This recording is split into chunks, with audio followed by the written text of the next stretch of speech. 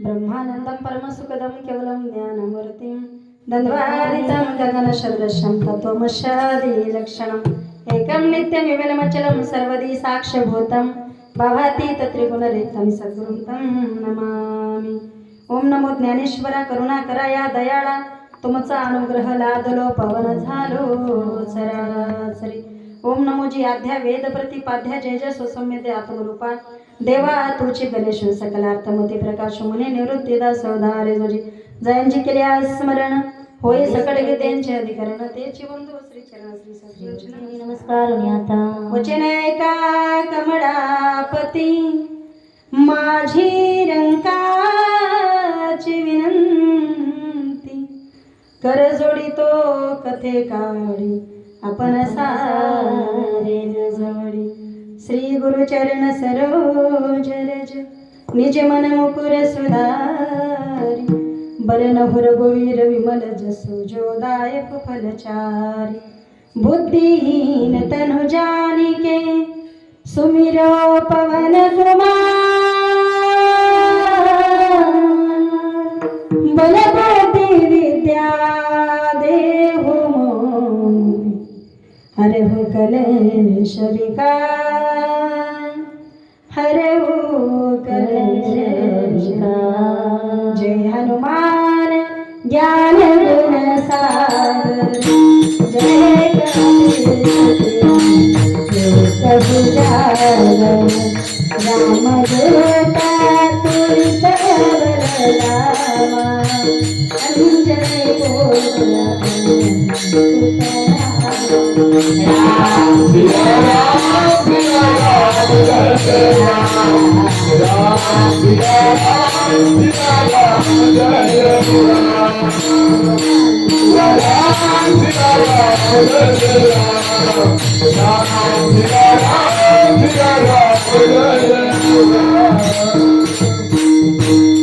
राम भक्त हनुमान की जय प्रभु रामचंद्र भगवान की जय भारत माता की जय माता की जय सनातन धर्म की जय श्री गुरुर्भ्यो नमः। तुम्ही संत माय बाप कृपावंत कायम्या पतित कीर्तिवान अवतार तुम्हा धराया कारण उधरया जन जड जीवा प्रस्तुत प्राप्त प्रसंगी प्राप्त समयी कीर्तन रूपी सेवे करता निवडलेला अभंग श्री संत शांतीचे सागर वैराग्याचे मूर्तिमंत पुतळे पाचवा वेद छत्रपती शिवाजी महाराजांचे धर्मगुरू संप्रदायाचे कळस असणारे विश्ववंदनी महागुरु जगद्गुरु तुकोबारांचा निवडलेला संतांचं सर्वही गुणांचं वर्णन करणारा अभंग आहे।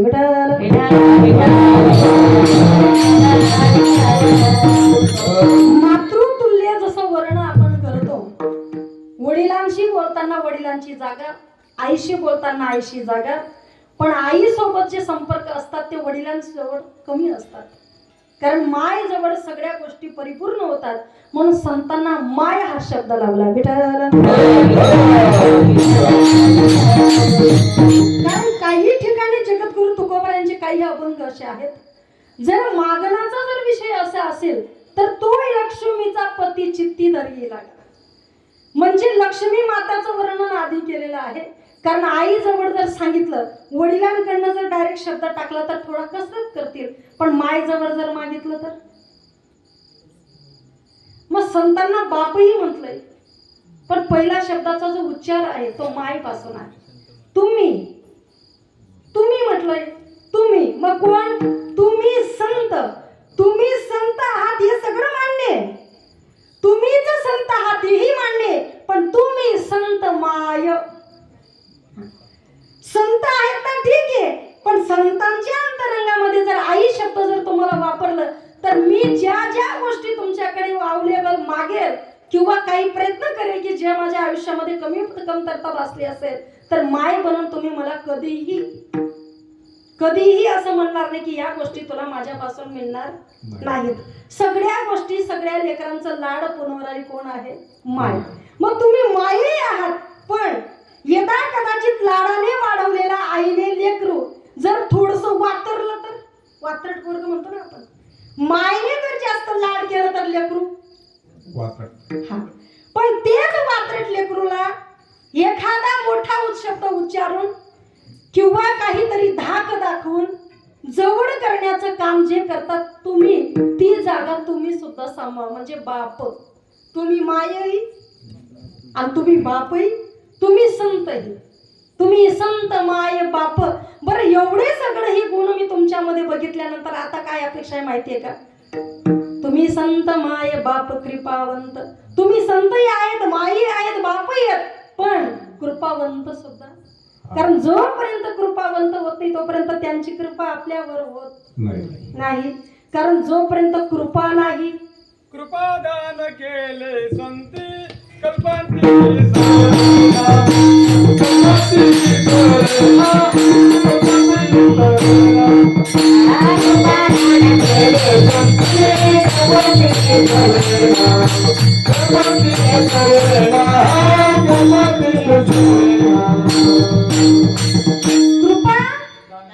दान केले संते, कृपाही केली, कृपादान केले संते.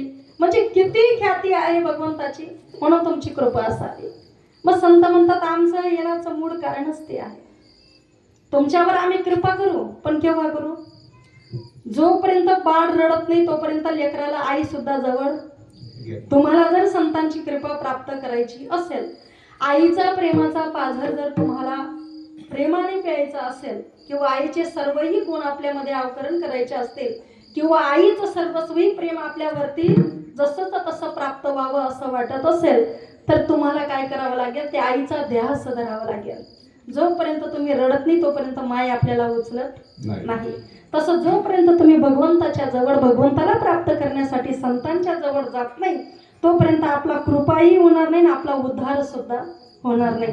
संत म्हणतात या गोष्टीसाठीच आम्ही आलो. उदर या जन जड जीवा, जड जीवा, जड जीवांचा उद्धार करण्यासाठी आम्ही या भूतलावरती आलेलो आहोत, असे स्पष्ट मताने सांगणारे संत वैराग्याची मूर्तिमंत पुतळे असणारे, साक्षात पाचवा वेद आपण ज्यांना म्हणतो, साक्षात श्रीहरी भगवंताच्या स्वरूपामध्ये, सर्वस्वी स्वरूपामध्ये विलीनता प्राप्त करणारे लीनता असे महान योगी झालेले या महाराष्ट्रामध्ये जगद्गुरु तुकोबराय. कारण ब्रह्म आणि तुकोबराय एका वजनाचे आहेत. तुकीचा तुलनेसी ब्रह्म तुकाशी आले, वर्णन तुकोबराय करत आहात. आणि तेच तुकोबरायचं तत्व तुमच्या आपल्यापर्यंत अज्ञान जीवाला सन्मार्गाशी लावायचं कार्य आणि अभक्तांना भक्तीचा मार्ग ज्यांनी दाखवल्या ते सद्गुरू सच्चिदानंद श्रीपाद बाबांच्या सानिध्यामध्ये सोबत असणारे संत रामदास बाबा यांच्या पुण्यतिथी 16 निमित्ताचे हरिकीर्तने. विठ्ठल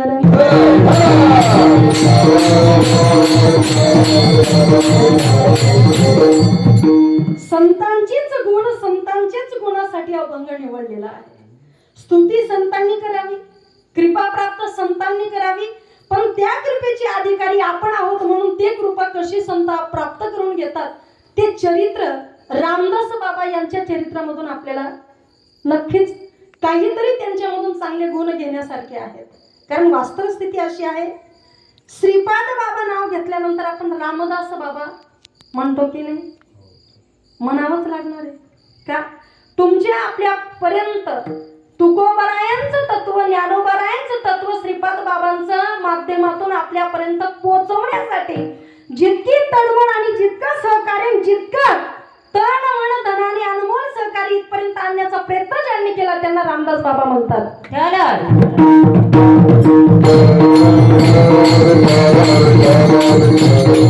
आता नावामध्येच राम आहे, राम नंतर दास आहे.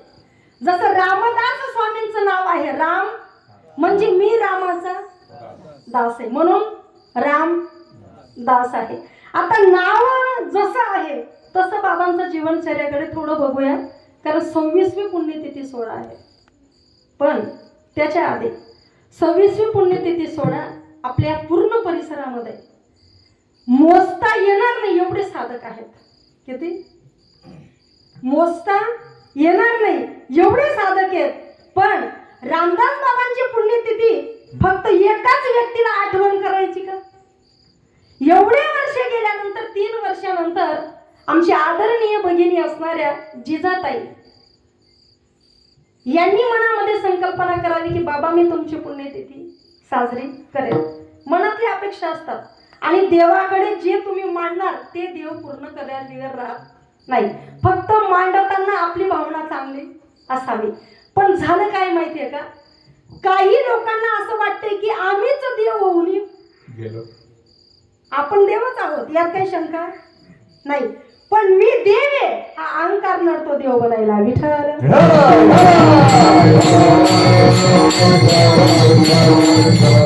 म्हणून आमच्या जिजाताईंच्या मनामध्ये कल्पना आली. आमच्या ताईंसाठी एक टाळे वाजवा होतं ना, हात थोडासा बाहेरच ठेवलं तर बरं होईल. ताईंनी मनातल्या मनात संकल्पना करावी की माझ्या इच्छा पूर्ण झाली की बाबा मी तुमची पुण्यतिथी सोडा नक्कीच करेल. गेल्या 2 वर्षापासून ताई करतायत, हे 3य वर्ष आहे. आणि विशेषतः पत्नीने मनामध्ये संकल्पना करावी. पतीला सांगितल्यानंतर ते कार्य पतीने सुद्धा पत्नीला तितक्याच सहकार्याने ते परिपूर्ण कार्यापर्यंत होईपर्यंत हातभार पती देवांनी सुद्धा लावावा. याच्यासाठी देव सुद्धा जोड चांगलेच बनवतात बरं. काही भले नंतर काही बी असो, पण देवाचं कार्य करण्यासाठी जर माणूस पत्नीला सपोर्ट करत असेल किंवा पत्नी माणसाला सपोर्ट करत असेल, कोणाचं कार्य करण्यासाठी? परत एकदा बोलू का? देवाचं कार्य करण्यासाठी जर एकमेकांचा सपोर्ट असेल तर म्हणायचं दोघं जीव. नाही तर काही जीव असा आहे त्या फक्त एकमेकांना जीव लेवानासाठी राहिले. या जीव विठ्ठल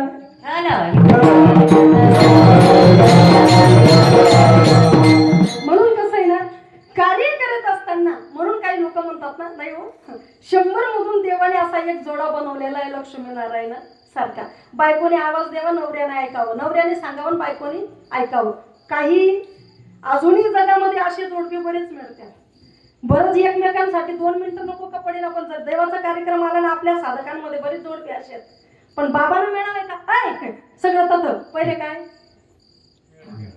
पहिले आपलं जे आहे ते महत्वाचं आहे. म्हणून चालू असतं संसार म्हटल्यानंतर संसार दुःख मोड काय.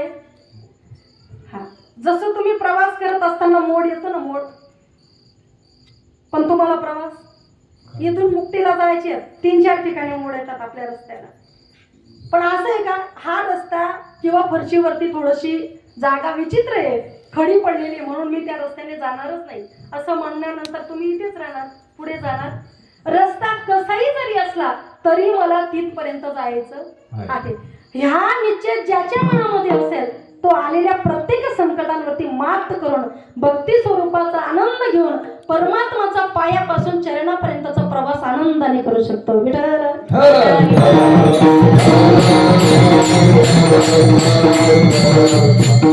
संत श्रीपाद बाबा केरोबांचे अनुग्रहित असणारे बाबा.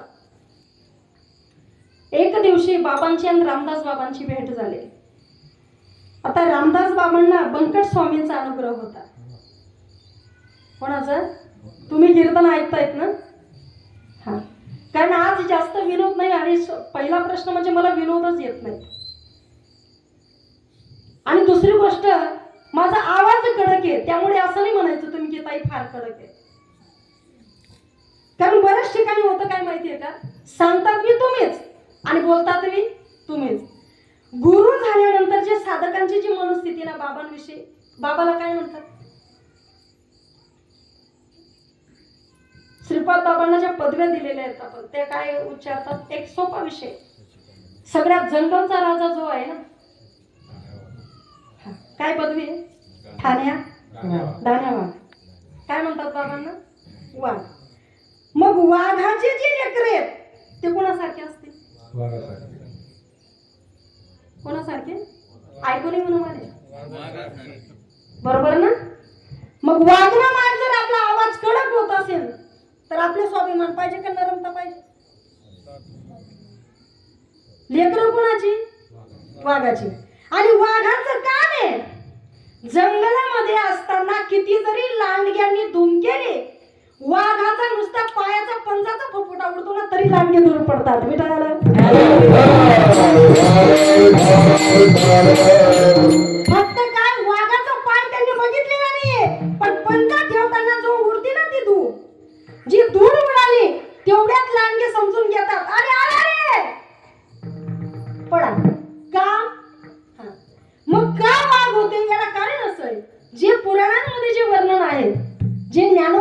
सांगितलेलं आहे, ज्ञानोबाचे तत्वज्ञान जगात सांगितले. कोणाचं तत्व आहे? ज्ञानोबाचं तत्वज्ञान जगात सांगितले. जगाला का सांगितले?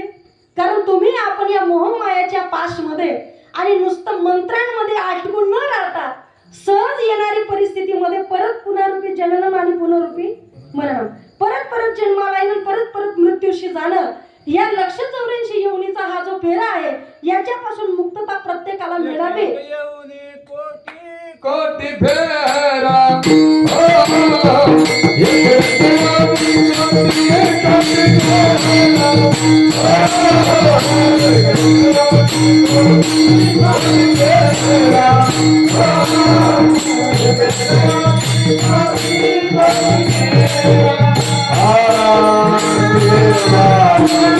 Ah,